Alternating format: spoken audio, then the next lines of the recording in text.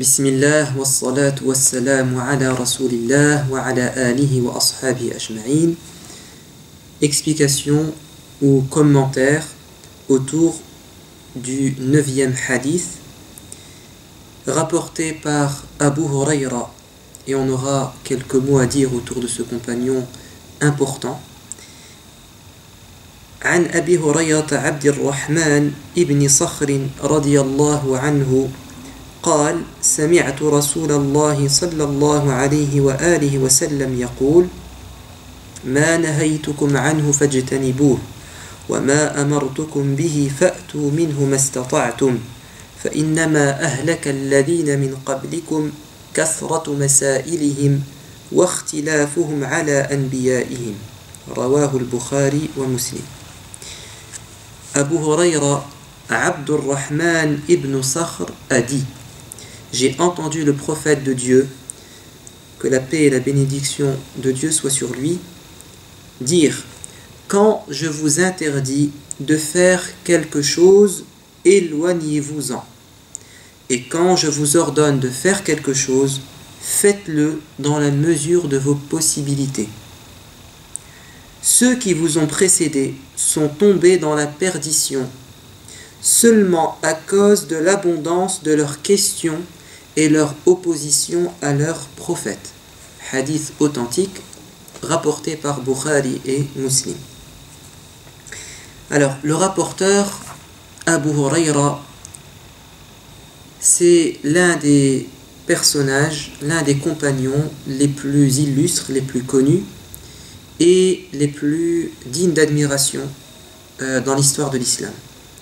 Alors, il s'est converti tardivement en l'année 7 après l'hégire, c'est-à-dire 3 ans à peu près avant la mort du prophète.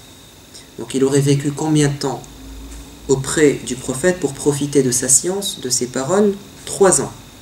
Et pourtant, c'est le plus grand rapporteur de traditions prophétiques. On en recense 5374. Donc 5374 paroles prophétiques qu'il avait en mémoire et qu'il a transmis à qui? Aux compagnons ou à ses élèves qui n'ont pas connu le prophète. Alors 5374 qu'il a en mémoire et qu'il a enseigné, mais sachez qu'il n'a pas tout divulgué. Pourquoi? Et pourtant le prophète a dit: vous vous devez de transmettre ce que vous avez entendu. Pourquoi a-t-il caché une partie des paroles du prophète?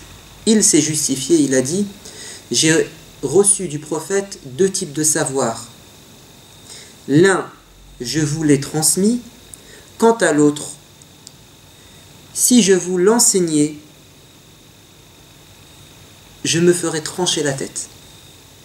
C'est-à-dire qu'il a caché une partie une certaine science qui était peut-être néfaste pour les gens de son époque.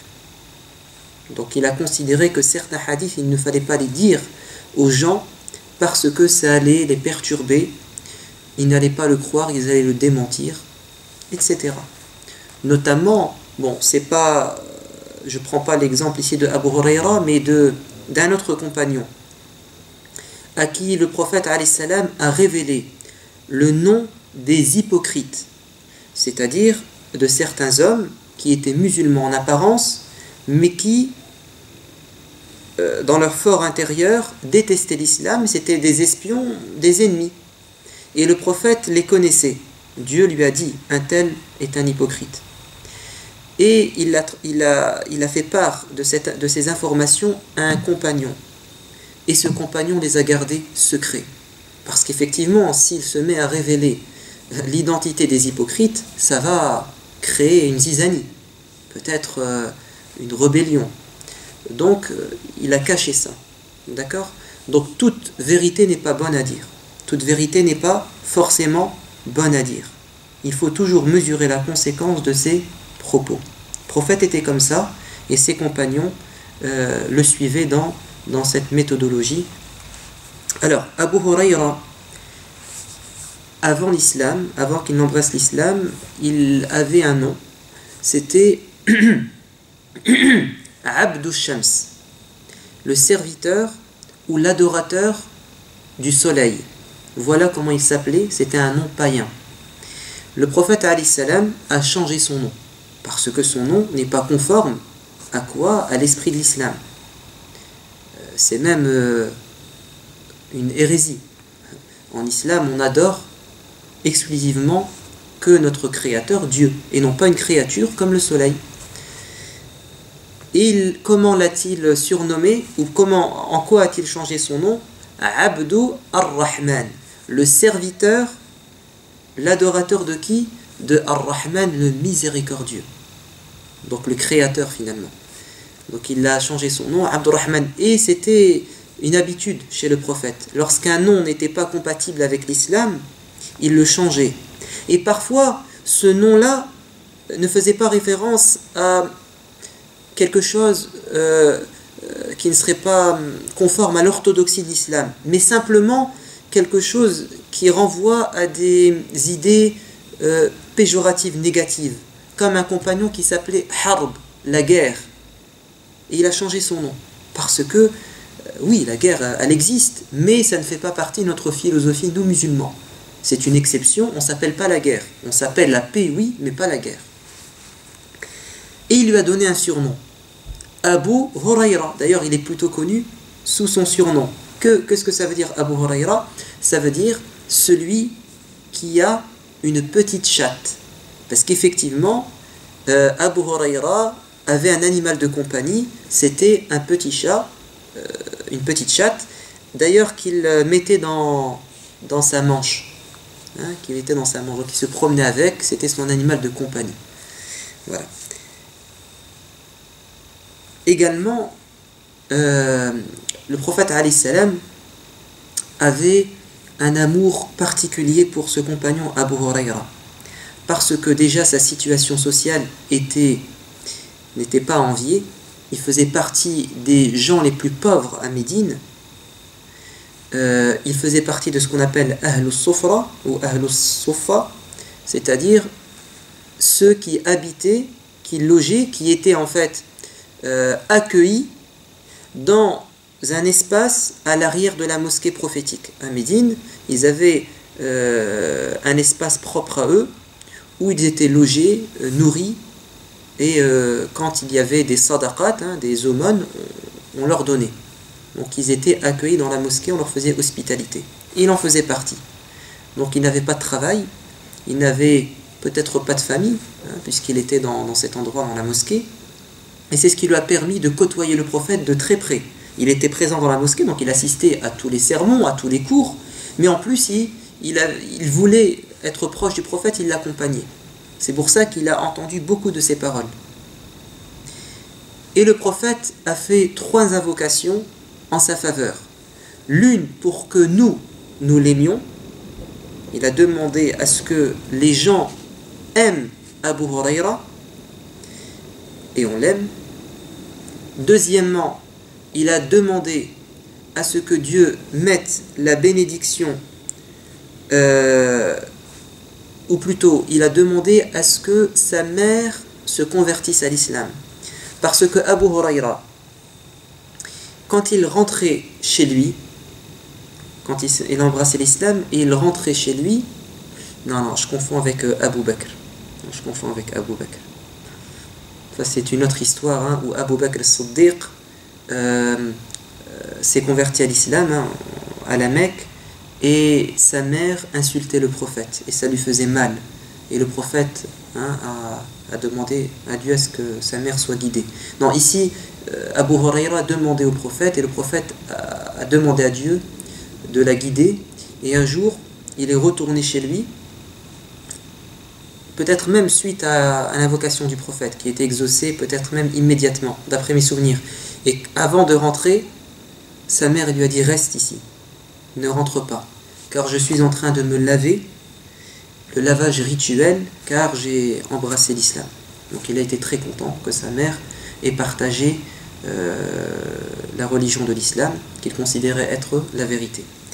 Et ensuite, la 3e invocation, c'est celle qui concerne sa mémoire. Le prophète a demandé à ce que Dieu lui donne une mémoire infaillible.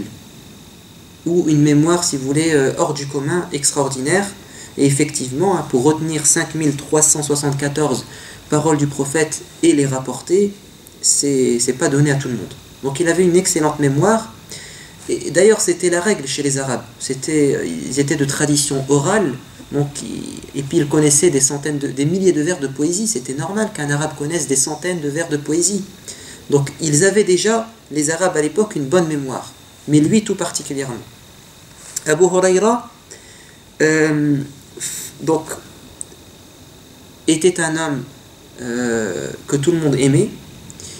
Et Aïcha l'appréciait tellement, l'épouse du prophète, la mère des croyants, qu'elle a demandé à ce que ce soit lui qui dirige sa prière funéraire.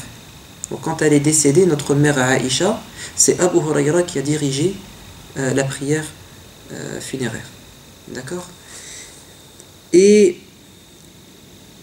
c'était un spécialiste de la Torah. Abu Huraira était un spécialiste de la Torah. Il connaissait, donc il connaissait sûrement l'hébreu, et en plus il maîtrisait les textes religieux juifs. Et c'était présent chez les Arabes, chez les musulmans. Le prophète a demandé à Zayd ibn Thabit, un compagnon jeune, un adolescent, il lui a dit: va apprendre l'hébreu, afin que nous prenions connaissance des textes religieux juifs et qu'on puisse les étudier et savoir ce qui est écrit dedans. Notamment, il était écrit dans la Torah à l'époque, puis maintenant, puisqu'elle a été changée au cours du temps, il y avait l'annonce du dernier des prophètes. Il était décrit par son aspect physique et son aspect moral. Donc ça, c'était présent dans la Torah. Et certains compagnons ont pu le vérifier de leurs yeux, en lisant la Torah. Et Zayd ibn Thabit a appris l'hébreu en 15 jours. En 15 jours, il a maîtrisé cette langue. Il est revenu chez le prophète, il a dit: c'est bon, je maîtrise l'hébreu. Et donc le prophète, on en tire comme enseignement qu'il voulait s'ouvrir aux autres cultures, aux autres religions. Et qu'il voulait avoir des échanges avec eux. Et également, il poussait ses compagnons non pas simplement à acquérir la science religieuse, mais aussi d'autres sciences utiles, qui ne sont pas forcément religieuses, mais profanes.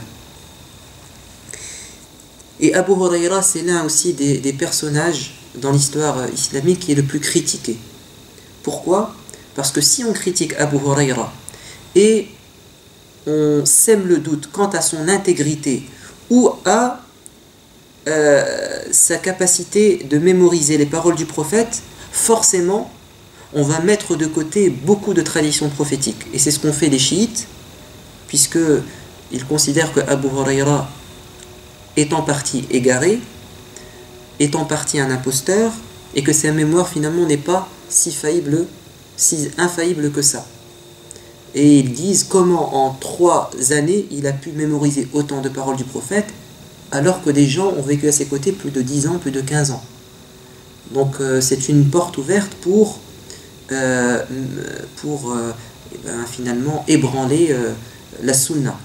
Et ce sont aussi des arguments qui ont été récupérés par certains orientalistes pour critiquer l'islam, notamment la sunna, la tradition prophétique. Des critiques qui étaient d'abord qui ont été proférées par d'abord les chiites. Intéressons-nous maintenant à la parole du prophète alayhi salam. Abu Huraira Abdurrahman ibn Sakhr donc dit: j'ai entendu le prophète dire: quand je vous interdis de faire quelque chose, éloignez-vous-en. Et quand je vous ordonne de faire quelque chose, faites-le dans la mesure du possible. Donc ça, c'est une première partie qu'on va essayer d'expliquer. Et la deuxième partie, on la laisse pour une prochaine fois. Donc ici, quand je vous interdis de faire quelque chose, qui parle? C'est le prophète. Donc ici, le prophète dit: quand moi, prophète, je vous interdis et je vous ordonne. Autrement dit, le prophète de lui-même peut interdire et peut ordonner. Et ça fait partie de quoi? De ses fonctions en tant que prophète. C'est un législateur. Il peut interdire et ordonner de lui-même, mais quand on dit de lui-même, en fait, c'est pour dire ce n'est pas présent dans le Coran. Mais quand on dit de lui-même, il n'invente rien. Tout ce qu'il dit, c'est une révélation de Dieu. Simplement, c'est une révélation indirecte. Ou si vous voulez, c'est une intuition. Quand le prophète parle, il peut ordonner ou interdire, mais il est toujours sous le regard de Dieu. C'est-à-dire que ce qu'il va dire sera toujours conforme à ce que Dieu veut, à sa volonté. Parce que déjà, il y a une intuition divine, ou une révélation parfois, et puis c'est le prophète. Donc parfois il ordonne, il interdit, parce qu'il est là entre les hommes, il sait ce qui est mauvais et ce qui est bon. Donc le prophète alayhi salam peut interdire de lui-même et peut ordonner. Donc on ne peut pas dire le Coran nous suffit, on n'a pas besoin de la sunna. Ce n'est pas possible, parce que si on met de côté la tradition prophétique, on va mettre de côté des interdits et des obligations. Tout n'est pas dans le Coran. Et ce thème, ou plutôt cette question, on la développera un peu plus la prochaine fois, parce qu'elle mérite un peu plus de développement, puisque aujourd'hui, et ça ne date pas d'aujourd'hui, ce sont des choses qui ont été soulevées par les savants, mais aussi par certaines personnes,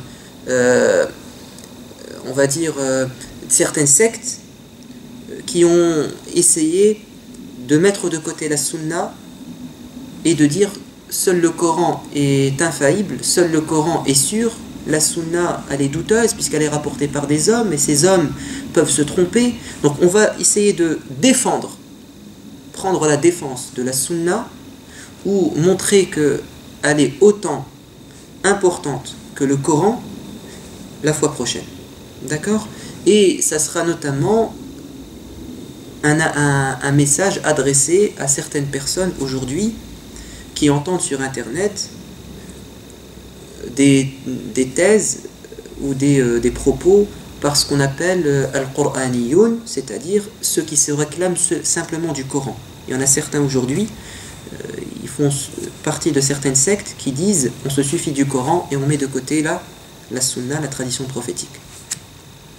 Nous, ce qui nous intéresse maintenant, tout de suite, c'est quand je vous interdis de faire quelque chose, éloignez-vous-en, et quand je vous ordonne de faire quelque chose, faites-le dans la mesure du possible. Là, vous avez dans le style du prophète, dans ses propos, une différence.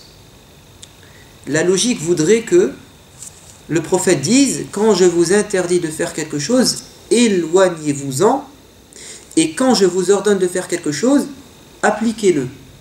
Mais il n'a pas dit appliquez-le. Il a dit faites-le dans la mesure du possible. Donc dans l'obligation, il a dit dans la mesure de vos capacités, si vous le pouvez, et dans l'interdit, il n'a pas dit ça. Il a dit délaissez-le, éloignez-vous-en. Comme si c'est toujours dans notre possibilité de délaisser l'interdit, mais que l'obligatoire, parfois, on va avoir du mal à l'accomplir.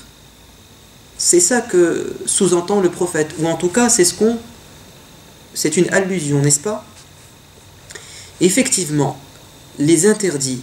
Alors, ça veut dire ça, mais ça veut dire aussi que, en islam, l'insistance sur les interdits est beaucoup plus grande que l'insistance sur les obligations. C'est-à-dire qu'il va y avoir plus de dérogations, de facilité dans les pratiques religieuses. Il va y avoir moins de commodité dans les interdits. Pourquoi? Parce que l'interdit, il mène à quelque chose de mauvais. Il a des conséquences nuisibles. Donc, on ne joue pas avec ça.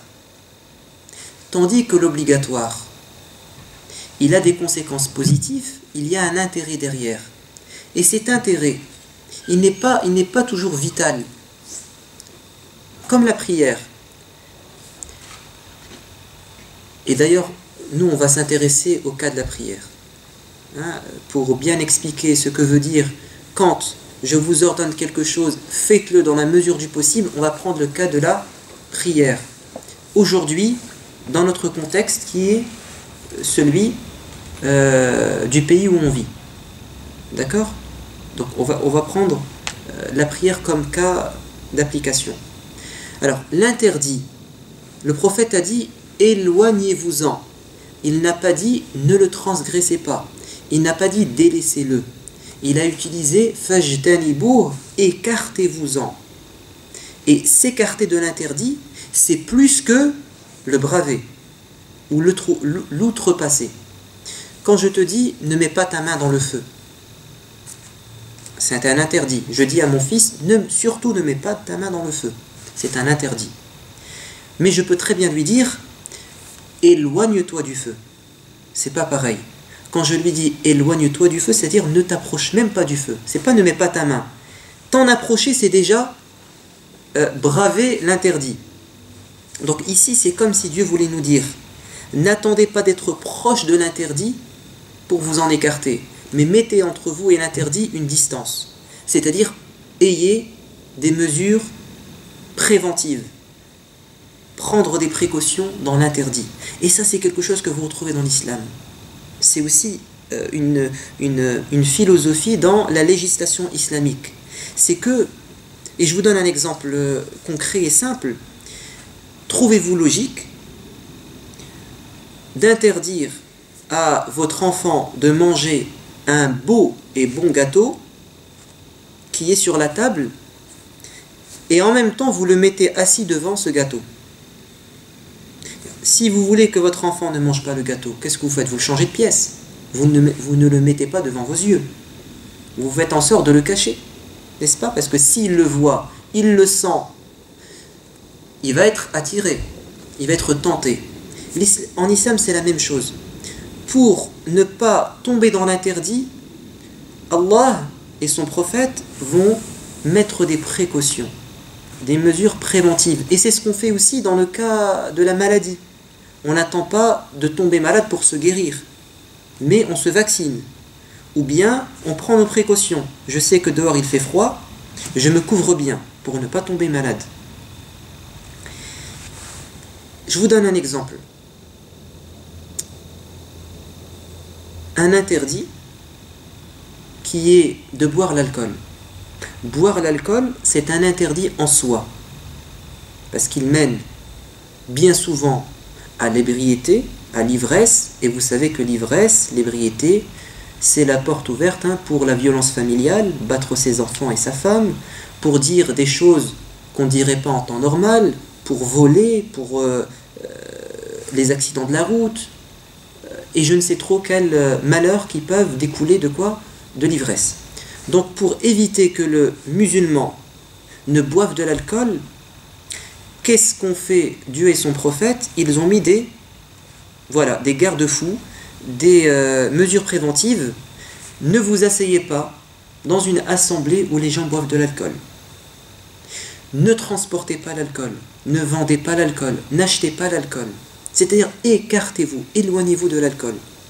Parce que c'est pas à pas qu'on tombe dans l'interdit. Et Dieu a dit ne suivez pas les pas du diable. C'est-à-dire que effectivement le diable, c'est pas d'un coup qu'il te fait tomber dans l'interdit, mais il t'attire, pas à pas, il t'attire vers l'interdit. Donc pour éviter la consommation d'alcool, Dieu et son prophète ont interdit d'autres choses, mais par prévention. Même chose pour la fornication. La fornication, c'est-à-dire les relations sexuelles hors mariage. Dieu dans le Coran a dit « Wala taqrabu zina » ne vous approchez pas de la fornication. Il n'a pas dit délaissez la fornication. Il a dit ne vous approchez pas. Et effectivement, comment Dieu et son prophète, qu'est-ce qu'ils ont mis en place pour éviter que l'on tombe dans la fornication? Baissez votre regard. Baisser son regard, c'est une mesure préventive. Contre quoi? Contre la fornication. Parce que on sait très bien que ça commence par un regard, par une discussion, par un échange de numéros, par un rendez-vous, par une sortie dans un endroit en secret, et puis ensuite ça va à l'interdit même, la fornication. Donc ça, c'est quelque chose de présent dans la religion, et c'est une méthodologie à voir. Quand il y a un interdit, il faut prendre ses précautions et s'en écarter le plus possible. Et même chose dans les interdits de la langue. Par exemple, accuser une personne sans preuve, c'est un interdit en islam, parce que l'honneur est sacré. On n'accuse pas une personne sans preuve. Et bien pour éviter que les musulmans, les croyants s'accusent mutuellement sans fondement, Allah Azza wa Jal et son prophète nous ont demandé de penser du bien de la personne. Ils nous ont demandé de vérifier les informations que l'on reçoit. Ô vous qui portez la foi, si une personne douteuse vient vous apporter une information grave, alors vous devez en vérifier la teneur pour ne pas tomber dans quoi? Dans l'accusation sans fondement. Et le prophète a dit dans un hadith, il suffit comme mal, comme mensonge, il suffit, ou c'est déjà un mensonge, que de répéter tout ce que l'on entend. Donc arrête de colporter tout ce que tu entends, parce qu'au final tu vas colporter des rumeurs, des accusations mensongères. Donc pour éviter de tomber dans l'accusation mensongère, sans fondement, sans preuve, on va prendre des précautions, vérifier les infos qui nous arrivent, mais aussi ne pas tout répéter, ne pas colporter tout ce que l'on entend. Et ensuite, ça c'est par rapport à l'interdit. Venons-en à l'obligatoire, à l'obligation religieuse. Ce que je vous ai ordonné, faites-le dans la mesure du possible. Et ça c'est un principe en islam. La yukallifu Allahu nafsan illa wus'aha. Dieu n'impose à une personne que ce qui est dans sa capacité, que ce qu'elle peut accomplir. Donc ce qui est au-delà de tes forces, de ta force, tu ne peux pas l'accomplir, tu seras pardonné. Mais attention ici, certains vont utiliser cette parole pour justifier le fait qu'ils ne prient pas. Oui, parce que la prière, selon eux, c'est au-delà de mes forces, je suis empêché de prier, et le prophète a dit, accomplissez l'obligation, c'est-à-dire la prière, tant que vous le pouvez, ou dans la mesure du possible. Et certains vont prendre cette parole pour justifier un laxisme. Mais ici, le prophète, au contraire, qu'est-ce qu'il dit? Il dit, tu dois faire ton possible, c'est-à-dire tu dois faire des efforts. Donc tu n'as pas d'emblée, tu n'as pas à baisser les bras. Tu dois d'abord faire l'effort, et quand tu as fait tes efforts et que tu sens que tu ne peux pas, là tu es pardonné. Mais si tu n'as pas fait l'effort, alors tu n'as pas fait ce qu'a dit le prophète, puisqu'il a dit, accomplissez l'obligatoire dans la mesure du possible, c'est-à-dire faites votre possible et ensuite vous serez pardonné. Et nous on va s'intéresser à la prière. Alors la prière, vous savez que c'est un pilier dans la religion, que c'est la première chose sur laquelle nous allons être interrogés le jour de la résurrection, et le prophète a dit, si ça se passe bien pour la prière, tout le reste sera facile. Et si ça se passe mal quant à la prière, quand Dieu va nous juger, si vos prières sont mal accomplies ou pas accomplies du tout, le reste sera très difficile, puisque c'est la base, le fondement dans la religion. Mais c'est un constat indéniable, il est difficile de prier aujourd'hui, quotidiennement, à l'heure, et comme cela nous est demandé. Vous avez deux paramètres, prier à l'heure et prier comme cela nous est demandé, c'est-à-dire la forme. Vous avez le moment, l'horaire, et vous avez la forme. D'accord? Donc ça c'est quelque chose, c'est un vécu de tout le monde. On a tous rencontré à un moment donné dans notre vie où on continue à rencontrer des difficultés pour prier. Notamment parce qu'on travaille, on va à l'école, et puis les occupations de la vie, et puis certaines situations particulières. Par exemple, une personne qui aurait une occupation importante, un rendez-vous important, une personne qui serait dans les transports, une personne qui serait en prison. Donc vous avez des cas fréquents ou des cas exceptionnels où effectivement il nous est difficile de prier à l'heure et comme cela nous est demandé, c'est-à-dire de manière complète. La question c'est, pourquoi rencontre-t-on des difficultés à prier et comment faire? Y a-t-il dans notre religion une souplesse? Y a-t-il dans notre religion des dérogations, des dispenses? Y a-t-il qu'une seule manière de prier en tout temps, ou bien il y a une manière parfaite en temps normal et un minimum sur lequel on peut se restreindre dans certaines conditions? Ça, c'est une bonne question. Au prochain cours, on va développer ce thème. Donc, j'ai posé les questions importantes et au prochain cours, Inch'Allah, on va développer ce thème très important parce qu'on est tous concernés, je le pense. Wa sallallahu ala sayyidina Muhammad wa ala alihi wa ashabi ajma'in.